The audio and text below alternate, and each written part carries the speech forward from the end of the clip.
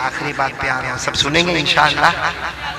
نہیں، میں اس لیے کہ یہ بات بہت سینسیٹیو ہے، بہت دل کو لگنے والی بات ہے، اسی لیے میں نے تھوڑا دماغ فریش کیا آپ کا. سب سنیں گے؟ بولو سنیں گے انشاءاللہ. ایک بات میں آپ کو بتاؤں، ایک یہ واقعہ سننا.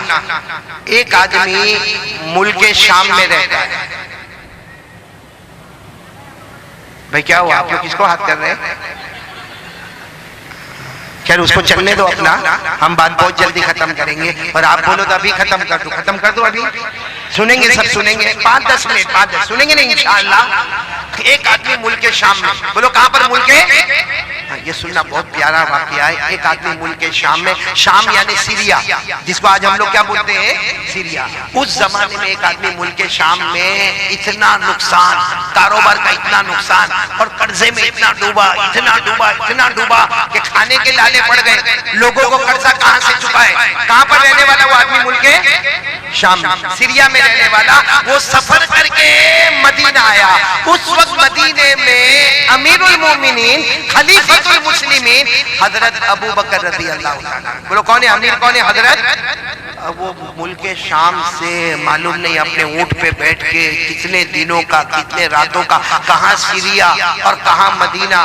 لیکن وہ آدمی آئے، حضرت ابو بکر کے دروازے پر گئے اور حضرت ابو بکر کا دروازہ کھٹکھٹایا. اس لیے اس وقت سارے مسلمانوں کے بادشاہ کون تھے؟ حضرت ابو بکر. تو دروازہ کھٹکھٹایا. حضرت ابو بکر رضی اللہ تعالیٰ عنہ دروازے پر آئے تو انہوں نے کہا کہ میں کلمہ پڑھنے والا ایک مسلمان ہوں، میں مصطفیٰ کا غلام ہوں، لیکن معاملہ ایسا ہے کہ میں شام سیریا سے آیا ہوں اور بہت نقصان ہو گیا، کاروبار میں بہت نقصان ہو گیا، قرضے میں ڈوب گیا، میرے بیوی بچوں کے کھانے کے لالے پڑے.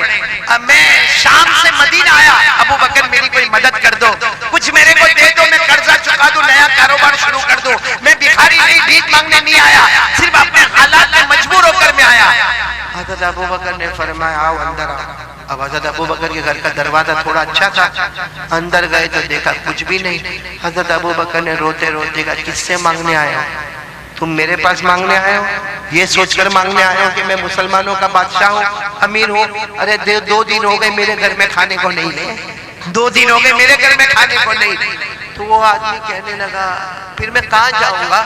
میں تو مدینہ آیا تھا، یہ سوچ کر آیا تھا کہ حضرت ابو بکر میری مدد کریں گے. سننا حضرت ابو بکر کیا فرماتے؟ ایک کام کرو، عثمان کے پاس چلے جاؤ. حضرت ساتھ میں بولو کن کے پاس چلے جاؤ؟ حضرت آواز ابھی بھی نہیں آ رہی، بولو کن کے پاس چلے جاؤ؟ حضرت. تو کہنے لگے میں تو عثمان کو پہچانتا نہیں ہوں، آپ کچھ لکھ کر دے دو تو میں چلے جاؤں گا حضرت عثمان کے پاس. حضرت ابو بکر نے فرمایا میرے لکھنے کی کوئی ضرورت نہیں ہے، بلکہ ان کو کہنا بھی نہیں کہ ابو بکر نے بھیجا ہے، لکھنے کی بھی ضرورت نہیں. اور عثمان کو کہنا بھی نہیں کہ ابو بکر نے بھیجا ہے، صرف جا کر وہاں جا کر اتنا کہہ دینا میں غریب ہوں، مصطفیٰ کا غلام ہوں. کوئی بھی مصطفیٰ کا غلام آ جائے عثمان کی سخاوت شروع ہو جاتی ہے. بولو سبحان اللہ. تو انہوں نے کہا لیکن میرے کو تو بہت بڑی رقم چاہیے. سنو انہوں نے کیا کہا؟ مجھے تو بہت بڑی رقم چاہیے. کیوں بڑی رقم چاہیے میرے کو؟ اس لیے کہ میرے کو قرضہ بھی ادا کرنا ہے، نیا کاروبار بھی شروع کرنا. ارے قربان جاؤ. حضرت ابو بکر نے فرمایا کتنی بھی بڑی رقم چاہیے عثمان کے پاس چلے جاؤ، رقم کا ذکر مت کرنا اور مجھے کچھ لکھنے کی بھی ضرورت نہیں، اور یہ بھی مت کہنا کہ ابو بکر نے بھیجا ہے. آپ چلے جاؤ، جہاں تمہاری سوچ ختم ہوتی ہے حضرت عثمان کی سخاوت شروع ہو جاتی ہے. بولو سبحان اللہ. اب وہ آدمی گئے. بولو کن کے پاس جا رہے ہیں؟ سیریا والے. کن کے پاس جا رہے ہیں؟ حضرت. سب حضرت عثمان کے پاس جا کر کیا ٹینشن ہوا معلوم ہے؟ جب گھر کے باہر گئے تو دیکھا کہ حضرت عثمان تو گھر میں اپنے بچوں کو ڈانٹ رہے ہیں. اور بچوں کو کیا کہہ رہے ہیں؟ ارے میرے بچوں تم دودھ بھی پیتے ہو، اس میں شہد بھی ملاتے ہو، دودھ کا خرچ الگ ہوتا ہے، شہد کا خرچ الگ ہوتا ہے. ارے خرچہ اتنا کرو گے تو کیسا چلے گا؟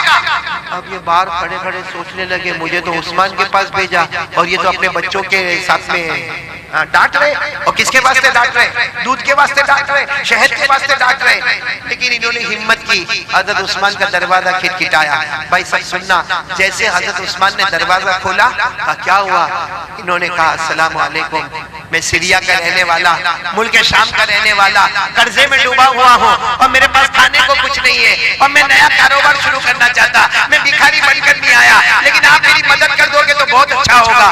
حضرت عثمان نے کہا آؤ میرے گھر میں آؤ، گھر میں بٹھایا اور بٹھانے کے بعد کہا اپنے بیٹے کو کہا، ارے ایک بیٹے کو کہا ذرا دودھ کا پیالہ لے کر آؤ، دوسرے بیٹے کو کہا شہد لے کر آؤ، تیسرے بیٹے کو کہا کہ کھجور لے کر آؤ۔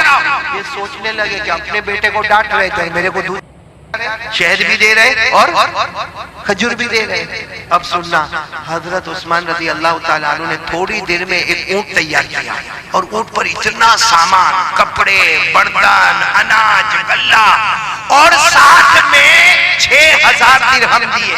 کتنے درہم دیے؟ تو ان کی زبان سے نکلا کہ میرے کو تو 3000 کی ضرورت تھی، 3000 دینار کی ضرورت تھی، آپ نے تو 6000 دینار دے دیے۔ تو حضرت عثمان نے کہا جاؤ لے کر جاؤ، آئندہ ضرورت پڑے تو واپس عثمان کے پاس آ جانا۔ اب مجھے جو بات بتانی وہ سنو، میں نے یہ واقعہ کیوں سنایا؟ جب وہ جانے لگے تو حضرت عثمان نے کہا کہ جا رہے ہو؟ تو انہوں نے کہا بہت بہت شکریہ، میرے کو تو مل گیا، کپڑے بھی مل گئے، برتن بھی مل گیا، اناج بھی مل گیا، سواری بھی مل گئی اور میرے کو 6000 دینار بھی مل گئے، میرے کو تو سب مل گیا، میں جا رہا ہوں اور آپ کا بہت بہت شکریہ۔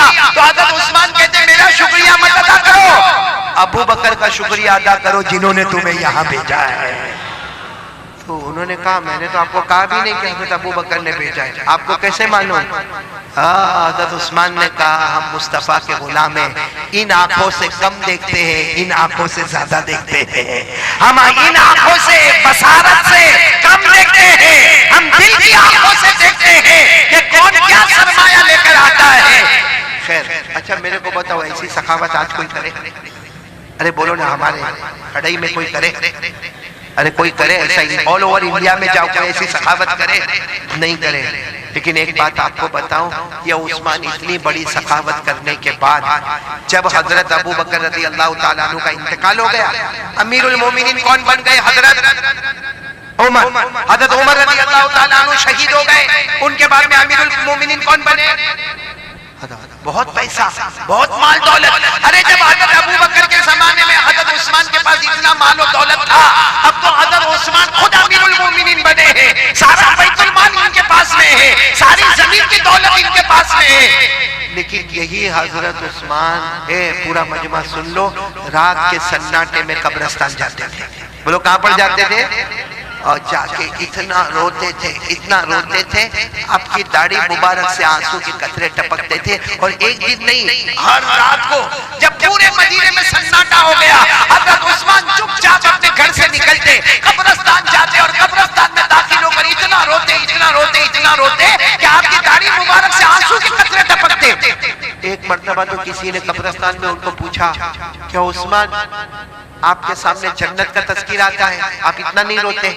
آپ کے سامنے جہنم کا ہولناک آتا ہے، آپ اتنا نہیں روتے، لیکن قبرستان میں آ کے آپ کیوں روتے؟ سنو پورا مجمع سنو، حضرت عثمان روئے اور روتے روتے فرمایا میں نے میرے نبی صلی اللہ علیہ وسلم کو کہتے ہوئے سنا کہ قبر آخرت کی منزلوں میں پہلی منزل ہے۔ بولو قبر آخرت کی منزلوں میں۔ اور حضرت عثمان نے روتے روتے کہا میرے نبی نے فرمایا کوئی اس میں بچ گیا، ہر منزل میں بچ گیا، لیکن کوئی اس میں پکڑا گیا، ہر منزل میں پکڑاتا جائے گا، ہر منزل میں پکڑاتا جائے گا۔ میرے پیاروں یہ پوری بات حدیث پاک میں، بولو یہ پوری بات کہاں پر ہے؟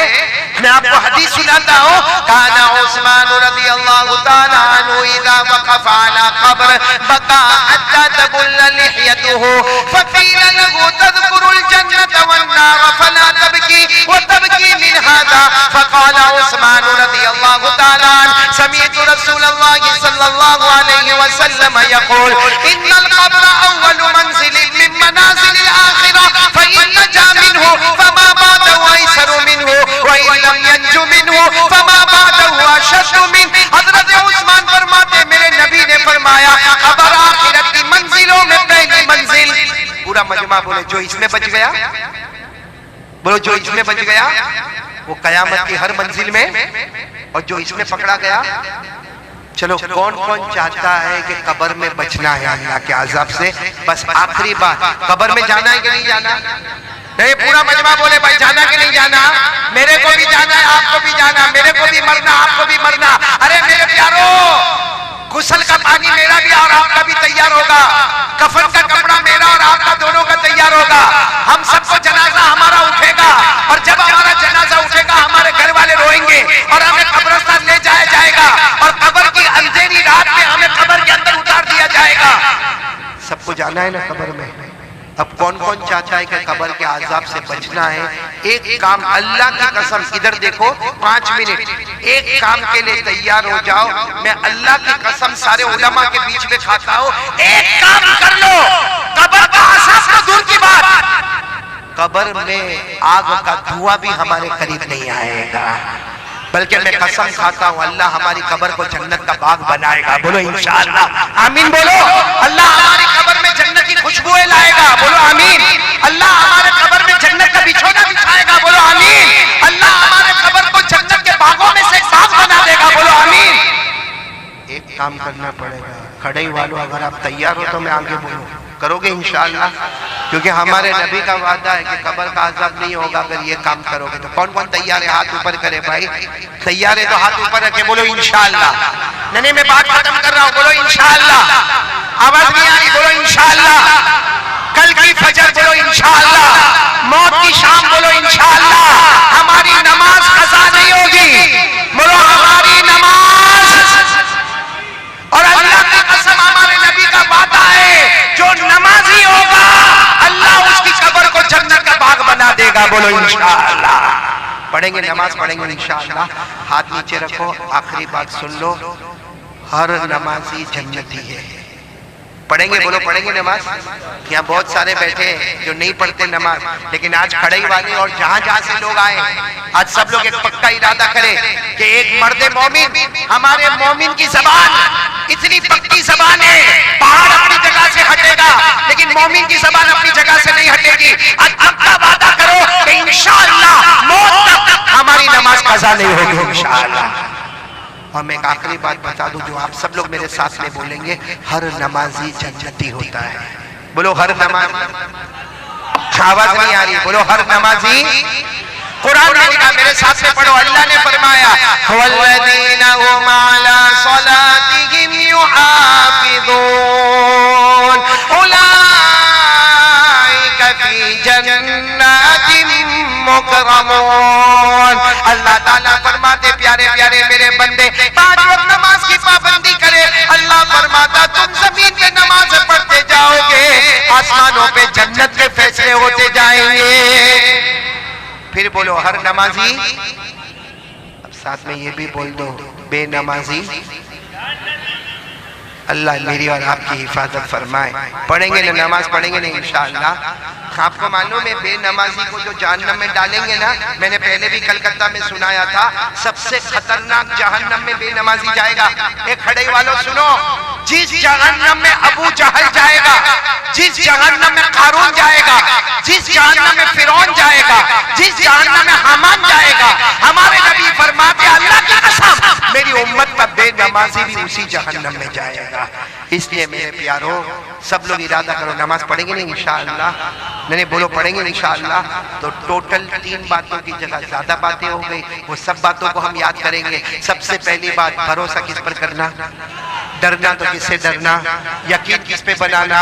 اللہ پہ۔ اور موبائل سے گندی چیزوں کو ڈیلیٹ کر دینا، اچھی چیزوں کو ڈاؤن لوڈ کرنا۔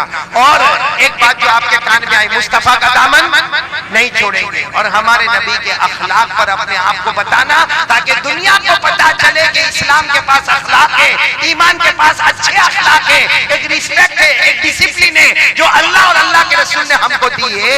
اور آخری بات پر آ جاؤ، موت تک ہماری نماز قضا پکی بات انشاءاللہ۔ اللہ ہم سب کو عمل کی توفیق عطا فرمائے۔